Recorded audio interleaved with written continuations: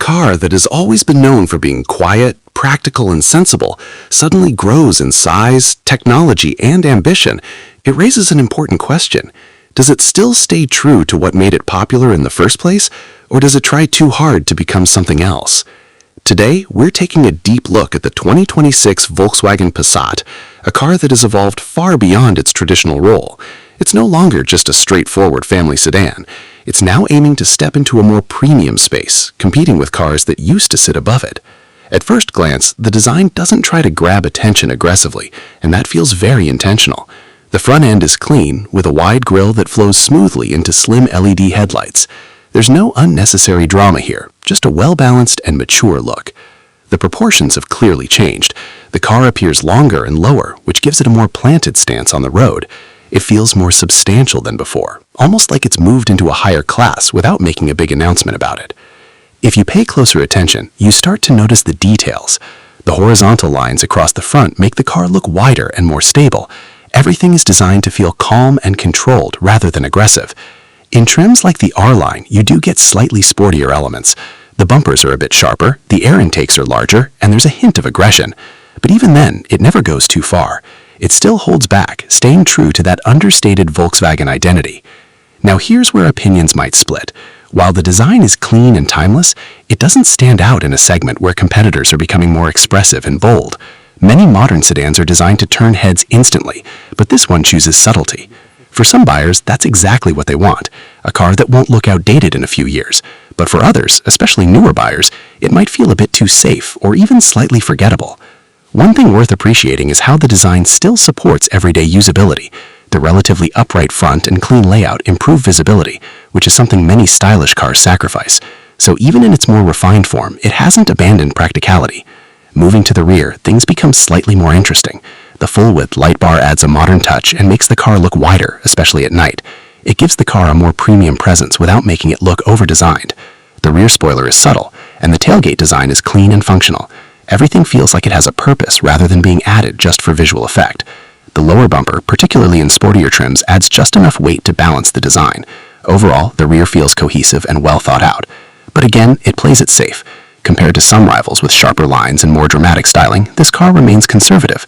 Whether that's a strength or a weakness depends entirely on what you value. Step inside, and this is where the biggest transformation becomes obvious. The interior feels significantly more premium than before. The materials are improved, the layout is cleaner, and the overall design feels more modern. Comfort has always been one of this car's strongest points, and that continues here. The seats are supportive and ideal for long drives. There's plenty of space, especially in the rear, where passengers get excellent legroom. In fact, the increased size makes it feel closer to an executive sedan than a typical midsize car. It's clearly designed for comfort over sportiness. However, there's a noticeable shift in how you interact with the car. Many physical controls have been replaced with touch-based interfaces. While this looking modern and minimal, it's not always the most practical solution while driving. Simple tasks that used to be quick and intuitive may now require more attention. This is one of those changes that looks great in design, but can feel less convenient in real-world use. Technology is a major focus here. The large central infotainment screen dominates the dashboard, paired with a fully digital instrument cluster that can be customized to suit different preferences. There's also a strong push towards advanced driver assistance systems. Features like adaptive cruise control, lane keeping assist, and semi-autonomous driving capabilities are more refined and better integrated than before. On paper, this car feels very close to premium offerings, but in reality, the experience can sometimes feel a bit overwhelming. The system isn't always instantly intuitive, and there is a learning curve. Not every driver will appreciate having to navigate multiple menus for simple functions. Under the hood, the focus remains on efficiency and smoothness rather than excitement. The 2.0-liter turbocharged engine, paired with a dual-clutch transmission, delivers solid performance. Acceleration is more than adequate for daily driving, and the power delivery is smooth, but it's not designed to thrill. This isn't a car that encourages aggressive driving. On the road, the experience is composed and comfort-focused. The suspension does a great job of absorbing bumps, making it ideal for long-distance travel. The steering is light and predictable, which makes the car easy to drive in everyday situations. However, it doesn't offer much feedback, so drivers looking for engagement might find it lacking. This is where the car clearly stays true to its roots. It prioritizes comfort and ease of use over sportiness. And for many buyers, that's exactly what they want. Now let's talk about pricing, because this is where things get really interesting. Depending on the market and trim level, the price starts around $40,000 and can go up to around $50,000. That places it in a very different position compared to previous generations. It's no longer a budget-friendly family sedan. Instead, it's sitting right on the edge of the premium segment. And that raises a key question. At this price point, does it offer enough to compete with more established premium options? If we compare it to something like the Škoda Superb, the differences become clear. The Superb offers similar practicality, often more rear space, and usually comes at a lower price.